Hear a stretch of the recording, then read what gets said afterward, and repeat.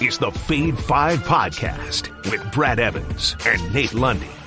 Place your bets, you jackwagons! Brad the Big Noise Evans here, joined by the good sir, Nathaniel Lundy. It is a Freaky Friday edition of the Fade 5 Podcast, and I'm bleeding!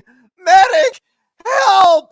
The opener between the Chiefs and Lions plundered my bankroll, Lundy, so I'm already in full chase mode, although mandatory Montgomery was the only silver lining in that debacle of a game last night. I still cannot believe Detroit went in front of 70,000 plus raucous and rowdy Arrowhead fans with all the pomp and circumstance and celebration from last year's title and the unveiling of the banner and all that jazz.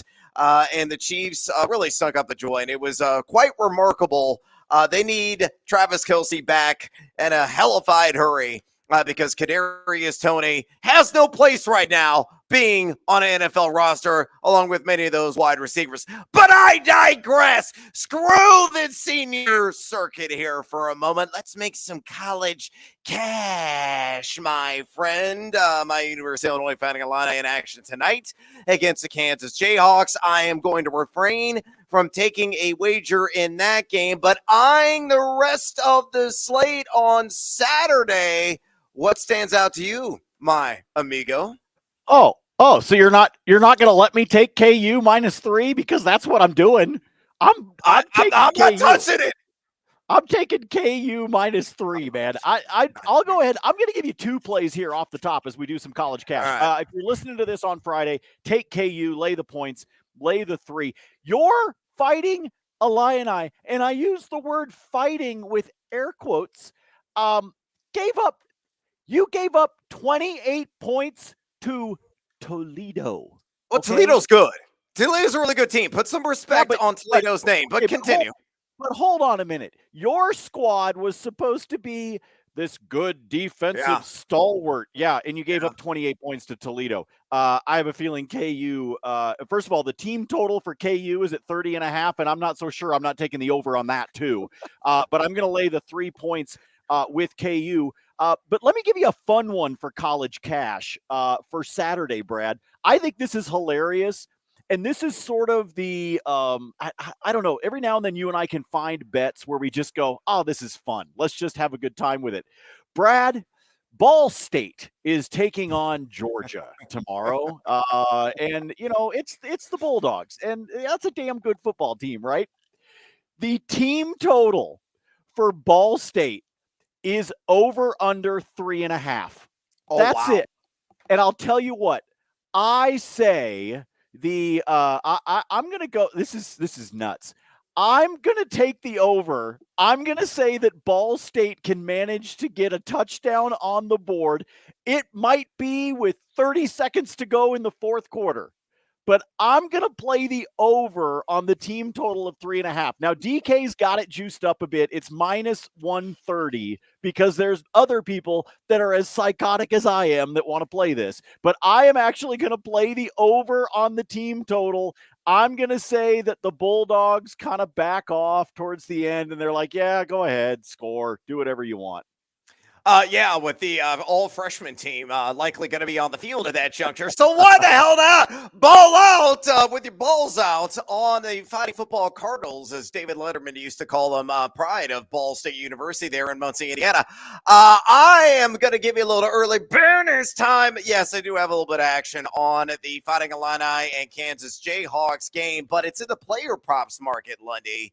If you look at Luke Altmaier, the quarterback for my Fighting Illini, the over-under on rush yards is just 22.5. And I say slam that over.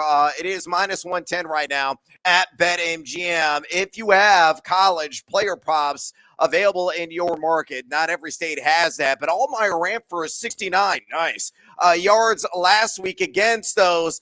Put some damn respect on the Rockets' name, Toledo. And that's kind of part of his game. He's sneaky fast and sneaky good on the ground. And it's not like Kansas has got a stalwart defense by any stretch of the imagination. They're a bit of a turnstile. He's going to take advantage of what the front line and linebacker core gives him, whether on designed or opportunistic runs. So Altmaier, I'll take the over 22.5 rush yards in that game.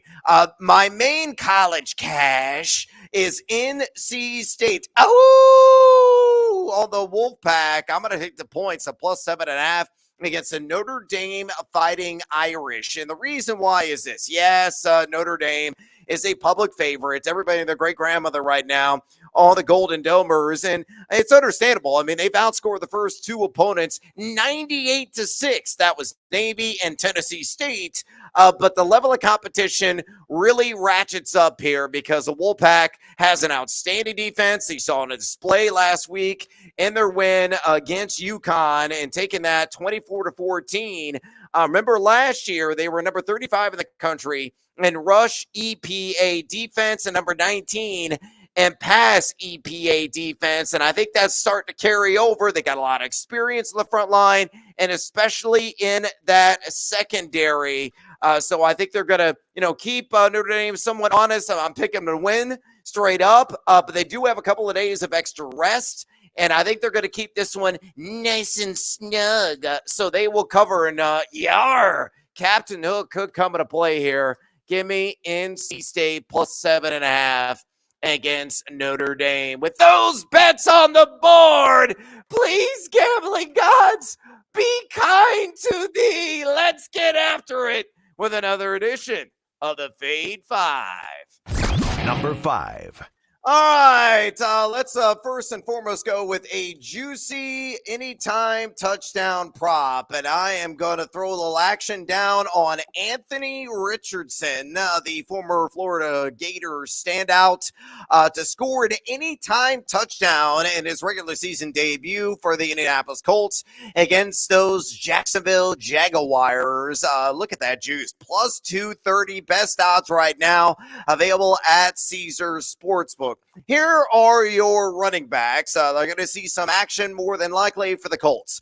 It sounds like Deion Jackson's getting the start. Evan Hull's going to be in the mix. And Zach Moss, believe it or not, despite the broken forearm, could be healed enough that he could get a few touches in this game, though it will probably be on a limited snap share. So full-blown RBBC, which tells me that the RPO action is going to be front and center, especially when Richardson is 6'4", 244 pounds.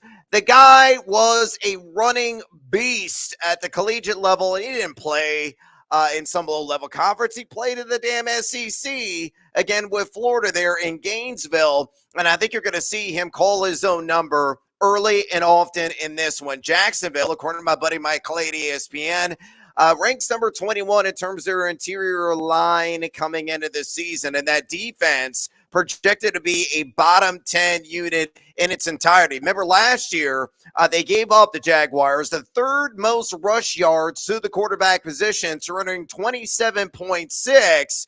So if the Colts knock at the door, I think you're going to see that RPO action and Richardson keep ball to the belly and plow his way Jalen Hurts style into the end zone for 6 and early bonus time. Lundy, I also took the over on rush yards for Richardson when it opened at 42.5, and that number at most books has already jumped to 45.5, and I would still play it. I think he's going to get 50-plus yards on the ground, along with a rushing TD. He may only throw for $150, but fantasy-wise, it's a pretty damn good week 1 afternoon. So fade or follow the legs of Anthony Richardson, scoring on an anytime touchdown, plus 230 at Caesars. So I'll follow in terms of the juice that's there. It's probably a half unit bet. I don't know that I'd fully do it. I'm a bigger fan of the rush total, to be honest with you, Brad.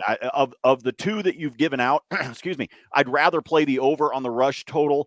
But sitting at almost 2.5 to 1, it's hard to ignore the juice that's available in Caesars for this particular bet. So I will play this one for sure. Look at you teasing people with the banners on the bottom, telling everybody what's coming up. Look at you teasing. Yeah, I hit the wrong button because I gotta update the line. We got some movement. But what's gonna move is Richardson's legs in the stinking end zone. Number 4. All right, there it is. I already teased it. Kind of a subtle tease there on the down low, on the hush hush. But Desmond Ridder, the line opened at 200.5 pass yards. I slammed the under at BetMGM yesterday. That line has come down. Again, we always tape this Fade 5 episode on a Friday. It's at 197.5.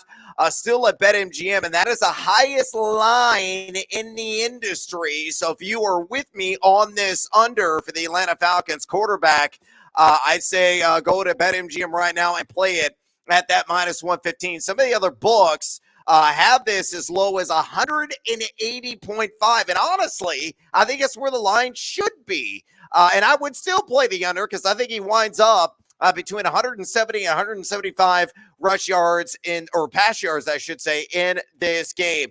You look at Desmond Ridder. Last season, only 4 games in which he had 26 or more pass attempts. It was mainly Marcus Mariota under center for this franchise. He averaged just 6.2 pass yards per attempt. Yeah, he completed 63.5% of his passes, but this is a run-heavy team. It's going to be a whole lot of Bijan, a whole lot of Algier as well, and that 1-2 punch on the ground.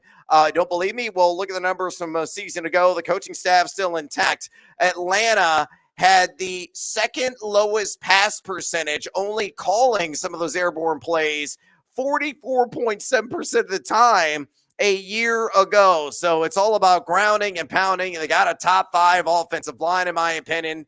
Really intact and congealed and coming back. And you're going against Carolina. Carolina last season, a respectable secondary, middle of the pack ranking entering this year. And Carolina allowed just 7.07 pass yards per attempt a season ago.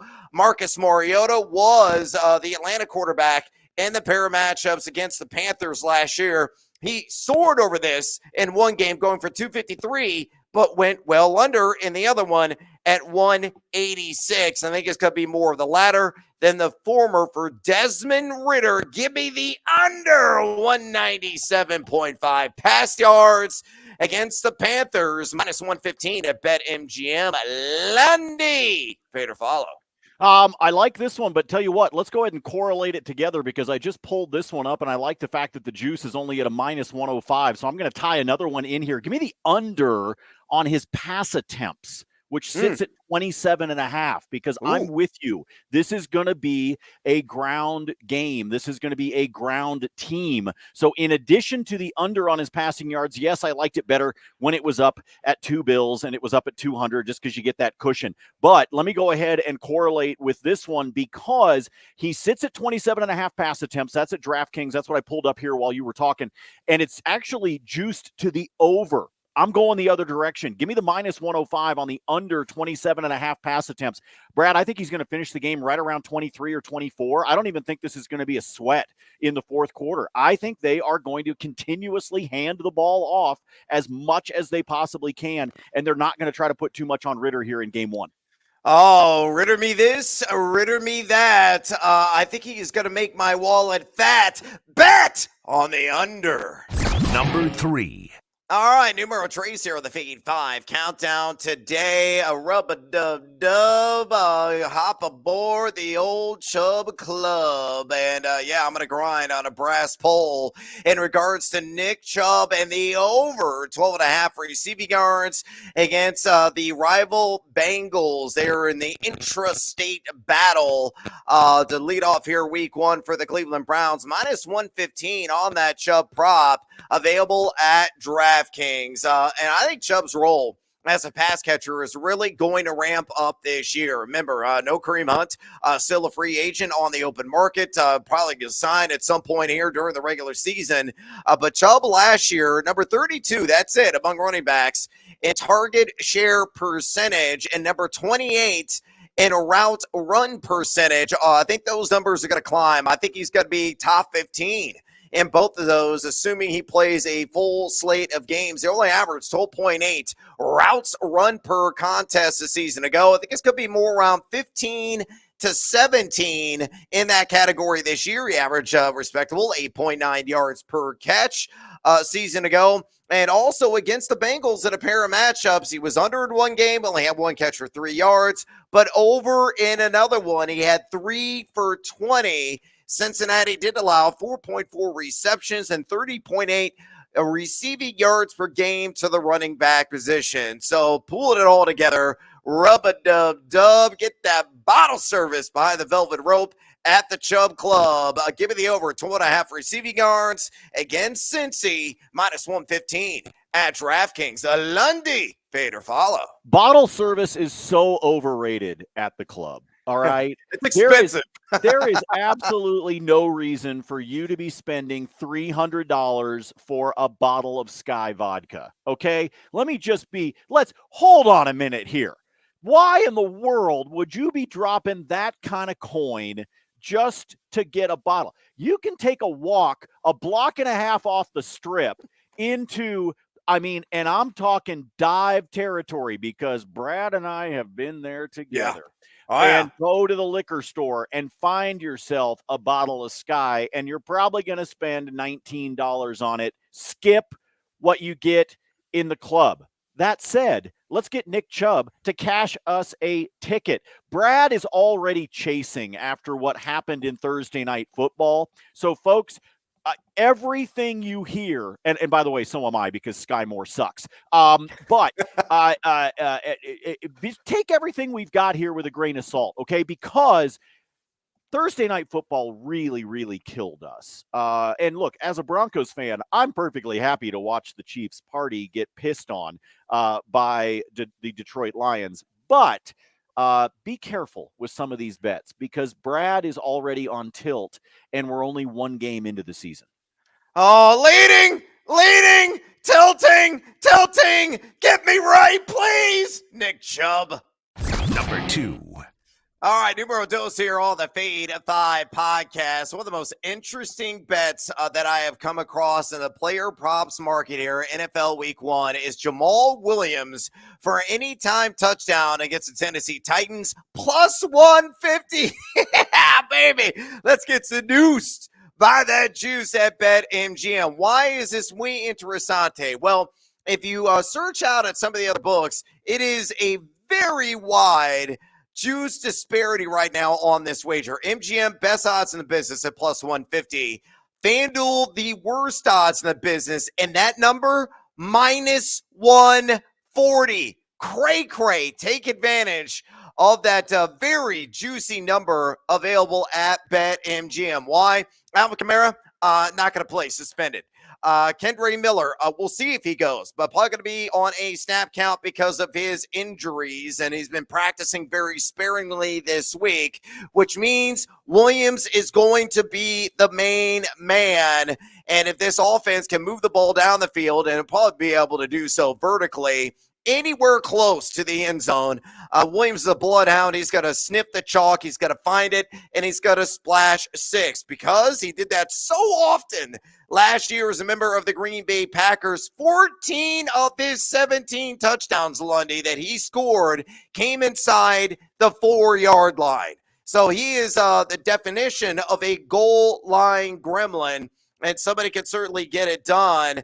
He was number 2 in total red zone touches a year ago with the Packers. He had 57 overall. And I know where you're thinking, yeah, the Titans have a very talented defensive line. They have the 10th best projected interior line, according to Mike Clay. They only allowed 7 touchdowns and 3.38 yards per carry to the running back position. But the weakness defensively of Tennessee, again, is in that secondary. And I think Chris Olave is going to be able to get some chunk gains. Maybe Michael Thomas has a resurrection of sorts in this game. Juwan Johnson, the tight end, can maybe move the chains for Derek Carr. And if they get inside the 10-yard line, ball to the belly is going to Jamal Williams. He's going to have some opportunities to punch one in. And I say he does, damn it, because I'm in full chase mode and I need it.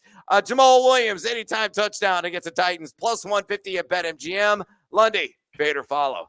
I'm just enjoying today's pod, man. I got to be honest with you. I don't give a shit whether I fade or follow on any of these. I'm just enjoying the fact that you are on full-blown tilt. And I'm pissed off. And there has only been 60 minutes of football played this season. And dude is already, folks, are you paying attention to this? Dude is off his rocker already. He's lost it. And you wait until KU beats Illinois tonight, and then it's going to be even worse. Dude. Suicidal if that happens. Oh, my goodness. This is nuts. How much? You posted it on social media last night. How much of that Casamigos did you finish? Half a bottle. I felt really good last night. Not so great this morning when I had to hop into my car at 7 a.m. and drive 2.5 hours to the Windy City. Oh, my goodness. I was at a charity event last night where the gin and tonics were flowing like Niagara Falls. Right. So I'm with you. The only difference is at least mine had some tonic in it, so I got a little bit of hydration. You're just going straight up tequila. All right, fine. Give me Jamal Williams for a touchdown. I mean, at this point, this is just pure comedy. I'm going to follow just because at some point your tilt is going to pay off. That's all I know. Oh, please go down the throat on Yeho Smooth. Jamal Williams, an anytime touchdown. Number 1. Hey, Mr. DJ. Oh, yeah, let's party with DJ Moore. I'm going to try to bury my Bears bias as much as I can, though I am sporting a Walter Payton sweetness shirt as I am taping the Fade 5 podcast here on YouTube. But I do love me some DJ Moore against the rival Green Bay Packers. Tickets on the secondary market here in Chicago are going for obscene money because Bear fans are like, Aaron Rodgers is gone. Hallelujah. We got a chance to win. So as a result, DJ Moore, give me the over 3.5 receptions against the Green Bay Packers minus 115 there at BetMGM. Why am I high on this? It's all about establishing a rhythm, a flow for Justin Fields as a passer. I think it's going to be a point of emphasis. A lot of people have been questioning, he looked horribly inaccurate last year. Far cry from the quarterback that we saw at the Ohio State.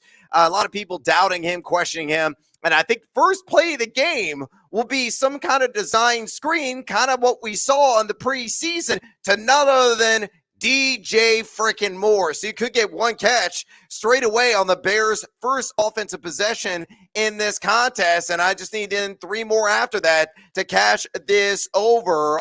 He is expected to get kind of a double dose, occasionally for Rasul Douglas, Jair Alexander. I don't think he's going to be fixed on one guy. Douglas last season gave up a 65.3 catch percentage to his assignments. Alexander, an outstanding cover corner, allowing with just 55.1 catch percentage to his shadows. But you look at DJ Moore, Carolina quarterbacks, when they target him, only posted an 80.0 passer rating. So he goes from one horrible quarterback situation to a more promising one. And I think you're going to see more of the Buckeyes version of Fields in the opener than last year's that was so leg dependent.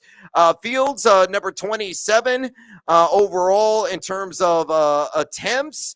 And so he didn't really pass the ball a ton, and he was just number 31 in just completion percentage. But again, they want to build his confidence and get him going out of the gate, and no way you can do that without feeding DJ Moore the ball immediately. So I think that early catch is going to springboard Moore and another 3, maybe 4 receptions in this game. I'm not paying attention to the yards. I'm just worried about the receptions and that over 3.5 against the arch rival Green Bay Packers. Numero uno here on the Fade 5, minus 115 at BetMGM. Lundy, am I still tilting? Yes. You're out of control, dude. You're totally tilting. But like I said, sometimes when you're on tilt, good shit happens. And so I do like this one, in all honesty, because of what you said right at the beginning. Towards the end, it was just kind of a verbal vomit that you had. I wasn't. Yeah. There was something about being 27th in something. I don't know what the hell you were talking about. But what you did say at the start is actually why I love this one. I think Chicago wants to come out and establish Justin Fields. I have said that I actually believe that a lot of the pundits are underrating Chicago this year. I really do. Do I think they're going to win the division? No, I don't. But I think they're going to be a hell of a lot more competitive, and I think they're going to surprise people in some of these games. I have a lot of stock in season-long fantasy in Justin Fields in a number of leagues, and it's because they may not win the games, but that's not what I freaking need in fantasy. What I need are stats, and I think Justin Fields is going to get them for me. So I like this one because I do believe right out of the gate, especially against Green Bay, that they are going to try to establish Justin Fields as best as they possibly can. So I like this one a lot. I can see why this is number one. It's definitely my favorite of the props that you've thrown out. So despite your tilting, despite your hangover, all of that, I do believe that you're going in the right direction, especially here with DJ Moore. That's the reason he's number one. Yeah, crank the volume, Mr. DJ, and we're going to crank the volume of some additional wagers here. It's bonus time. Lundy, you got the floor. Feed me. All right, let's lock and load. First of all, I told you Brad's a quitter. I told you that. Brad's a quitter. He has given up on Major League Baseball. I am not. So just let me throw a quick one out there for you. 6:40 Eastern time here on Friday. The White Sox, the Southsiders, are on the road. They're taking on the Detroit Tigers. I'm just taking Chicago straight on the money line. I think they're going to pull the upset. I think I saw it earlier this morning at about plus 115. Give me the Sox. Like I said, straight up on the money line. Clevenger's on the bump, which I know is a bit of a gamble. I'm rolling the dice on that one, but I will take Chicago on the road against Detroit. Let me go to college football. I already gave you my pick for tonight, for Friday night. Let me give you a two-legger for tomorrow. These are alt spreads, folks. First of all, I basically can pay for my daughter's college for what I was able to unload my Nebraska CU tickets for tomorrow. And folks, I'm not kidding, for what I was able to sell the tickets for. There are right now, it is 3 times as much to get into the CU Nebraska game tomorrow in Boulder as it is to see the Broncos and Raiders on Sunday. God, it is 3 times as expensive to get in the door at Folsom Field as it is to see the Broncos and Raiders on Sunday. That's how insane it is in Boulder. And as much as I would love to go see Prime, I like having cash in my pocket instead. It's paying for all of my ridiculousness that happened last night, but I digress. 2-leg alt total. Lost in everything that CU pulled off last week is the fact that Texas State beat Baylor. Yeah. They beat Baylor in Waco. Yeah. Holy crap. So give me Texas State on an alt line. They're traveling. They're taking on UTSA. It's not very big travel, obviously, to get to San Antonio, but they're taking on the Roadrunners. So give me Texas State plus 17.5, and then give me Nebraska plus 7.5. I know what Dion was able to do on the road against TCU, but TCU's defense in that game was like a wet Kleenex. Nebraska's defense, I think, is going to be better. I think they're going to keep this close. I do think Dion's got a great chance of starting off his career in Boulder 2-0, but I think Nebraska keeps it within a touchdown. So again, Texas State plus 17.5, Nebraska plus 7.5. Those are both alt lines at DraftKings. That gets you to a plus 118. So not too shabby of a play there on that one. Let me give you a couple more plays on Sunday that I like. I don't even care what you can find the spread at. Lay the points with Seattle. The Rams suck.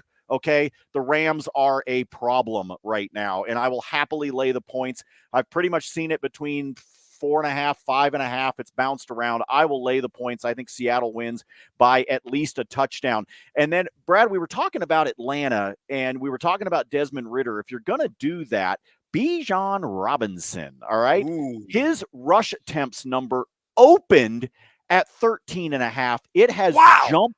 It has jumped to 15.5, and I would still play the over. I think they're going to try to cram the ball into his belly as hard as possible and as often as possible. So I am still going to play the over on that one. Standard juice is in play. And then, Brad, I saw this number, and I saw it from the guys at CBS Sportsline. I wish I could remember who wrote about it because I'd like to give him credit. But if you take week 1 division underdogs, okay, so when there's a divisional matchup, week 1, the underdogs are hitting against the spread at a north of 70% clip when that happens in week 1. And I want to say this number is over the course of the last 9 or 10 seasons that this has happened. It's pretty remarkable. I don't know how much confidence I have in all the different divisional rivalries. We've got Cleveland and Cincinnati. We've got Vegas and Denver. But the one that I do really like takes us to Sunday Night Football. Give me the Giants plus 3.5. I think they're going to cover, and they might even beat the Cowboys on Sunday night. I think there's a reason that NBC and the NFL are popping that game into primetime for us. I think it's going to be a good game, but I'm going to take – I'm not quite to the point of taking the Giants on the money line, but I do believe they cover in that game against Dallas. So I will take them plus the 3.5. I will have plenty more plays. You'll see those on social media, and they, of course, will be up on the spreadsheet by the time you are waking up on Sunday morning. I yield the floor to the gentleman from Illinois. All right, on a time cruncher, so we're going to go rapid fire style. Let's go with the Team Huevos parlay play of the day, and this is not an SGP. Let me go ahead and eliminate that here real quick, editing on the fly. It is a full-blown parlay on the alt line market, which you can build there at DraftKings with some of the alternative thresholds. Raheem Mostert, 50-plus rush yards, Tony Pollard, 50-plus rush yards, and Kenneth Walker III. Despite the tender groin, I'm not too worried about it. I think he's still going to go, and I still think he's going to get pretty close to full complement of touches, 50-plus yards, plus a very nice 169 there at DK. Mostert should be able to get this with relative ease. Remember, no Jeff Wilson Jr., he's on IR. They're going to work in Devin Achane as well in this game. Remember, Myles Gaskin's no longer part of this franchise. Last season, which he played at least 65% of the snaps, he went over 50 yards in 4 of the 5 matchups. I know there's question marks with the offensive line, but he was a yards after contact beast. The Chargers stink on that front line. They gave up 5.6 yards per carry, over 127 rush yards per game. That's going to be a bugaboo for them yet again.